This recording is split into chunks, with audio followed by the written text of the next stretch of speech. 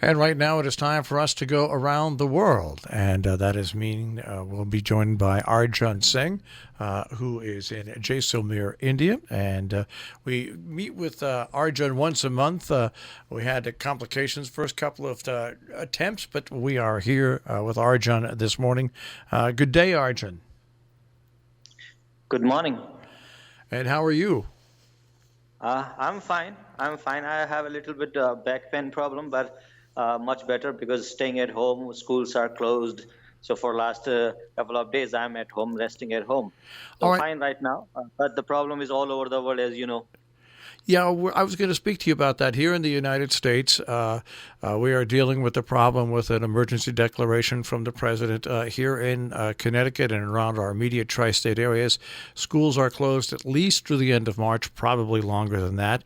They are doing what they call home learning, where assignments are given and students do it at home and then send back that information to the teachers. We have hospitals that are allowing no visitation. When you get to the hospital, if you are going to visit somebody, you have to have proof that you don't have a disease. They scan you, and only one person at a time in 15 minutes. Most of the nursing homes are not allowing visitors in, and all bars and restaurants are closed. Restaurants can use a takeout and delivery. People can come up and get curbside pickup and also home delivery. Is it that extensive in India where you are as well? Well, when we see the numbers, I think at the world level, I think we are quite fortunate in India. Still, we have about 150 infected people right now declared by the government, and I think in the state of Rajasthan where I live, we have only three people. So, but the problem is that we have lots of tourists here for last couple of weeks, but now all the hotels are empty, restaurants are closed, everything is closed right now. No more tourists right now in Jaisalmer, but just a couple of weeks before, 16 tourists from Italy, they came to Jaisalmer and they stayed here in Jaisalmer. So it's just because of those 16 Italian people, and they all were infected. So that's why everything is very sensitive here. The doctors and the nurses and the teams are just checking everything here. But when the schools got closed, I was a bit concerned about that.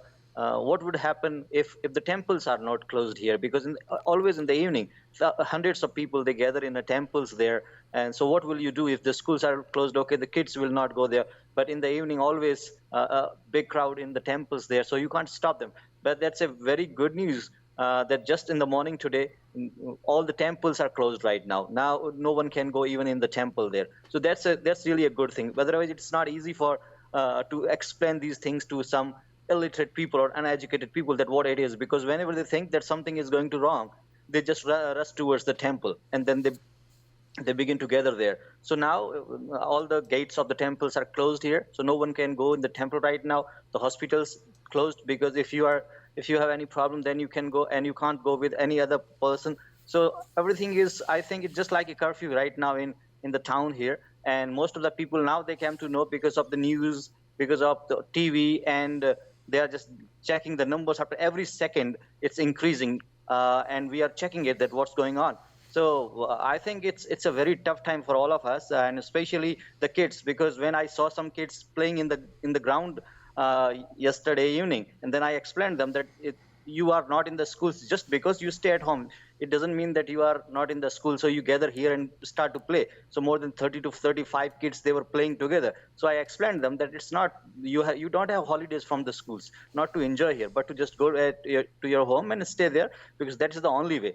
Prevention is better than the cure. This is the only way. So otherwise, if you get infected, then it's going to be very tough for us, because as I know, I don't know much about it, but when we read newspapers and on the TV channels, we know that still there is no any vaccine invented for that. So it's going to be very tough. But for some uneducated people, like people who believe in gods and goddesses, they think it's nothing.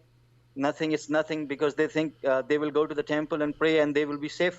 So thank God to the government again. When I read in the newspaper today that the temples are closed, so that is a big news for us. Well, we also heard right now that soon the government is going to stop the all transportation. Like we have the big train system. So thousands of people, thousands of people they travel in the train. So if it happens, then we can just control it.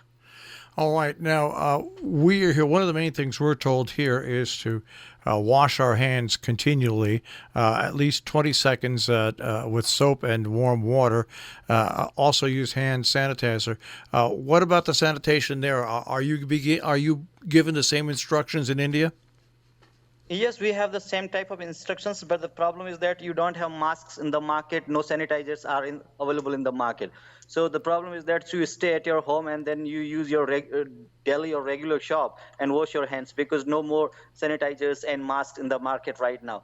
So the people are, I think, if they have, they sell it in a very high rates. So the thing is that what I came to know, that everyone is trying to stay at home, not want to go out. But we have like exams. The Girdhar has exams, so Girdhar has to appear in the exam today. So he went there with a mask and with all the precautions there, because the state government and the government of the central government, they just allowed the examinations, which is quite risky for the students. But they just issued that you can have a mask and sanitizers, you can take it, and then you can go in the exam room. So the Girdhar had an exam in the morning today. He went there and he has his last annual exam on 20th of March. So the risk is that because of the exam, some students are out, but otherwise all the schools are closed and all public gatherings are not allowed. Not more than 50 people can gather at a one place. And every time we have some tuk-tuks and they are just announcing on the tuk-tuk that stay at your home, wash your hands before eating, before after eating, and stay at your home, don't come out. So same thing is happening here. The thing is that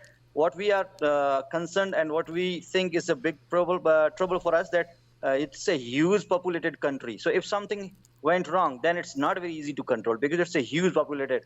And when we go in the streets there, thousands of people are living in a single street there. So that's going to be a tough. But thank God, not even a single patient yet found here in Jaisalmer town.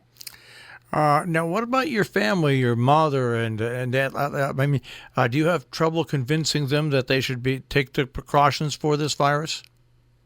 Well, Anita and educated people, they are very serious about that, and they just tell after every 5 minutes to the kids to wash their hands and don't go out. But for my mother, it's nothing. It's nothing. She smiles on that, and that she says, "What's going on? Nothing is there." But it's not very easy, as I told you, to just explain them that it's a big disease and anything can happen and it's a big infection. So she can't believe in it. You can't do it. It's not very easy. But the educated people, they know it, though they know very well about that, because they are reading newspaper. The Girdhar, he just showed his mother a world meter where you can check the infected people according to the countries and the deaths and all those things. So the educated people, literate people, they are checking these things and they are getting afraid of and they are nervous also. But like my mother, for her it's nothing. She says, okay, nothing will happen, and if something is wrong, then you should go to the temple there.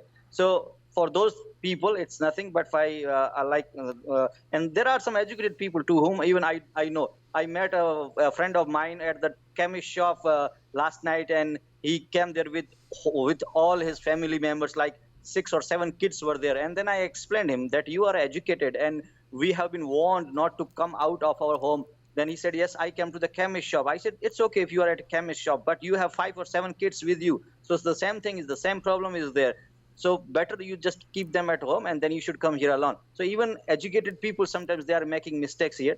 But when you just watch TV or read newspapers, and when you know how serious it is, because the whole world is fighting against this. So now we can understand. Some people even now they are talking in the street yesterday evening at that time, that we know some very highly developed countries like United States of America and Italy and France and Japan, so many countries, they are so developed countries. If they are just facing this trouble, then what we are in front of them. So I can understand it's not very easy, but thank God, again, I say that still the infection is not prevailing everywhere in India right now. All right. So you were at the end of your school year anyway, right?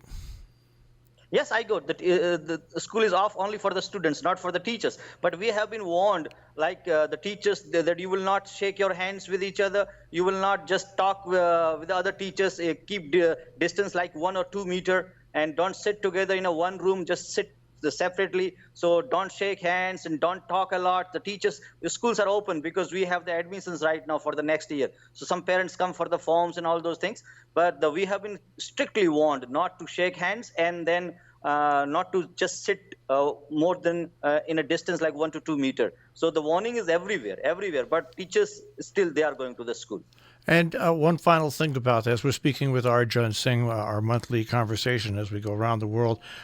Here in the United States and in Europe, it is apparent that the younger you are, you might get the virus, but your immune system can handle it better. But the older you get, and especially after 60, 65, and up to 80, 85, those are the people who might have immune systems that are lacking. Is the same information being put out in India that is being put out here?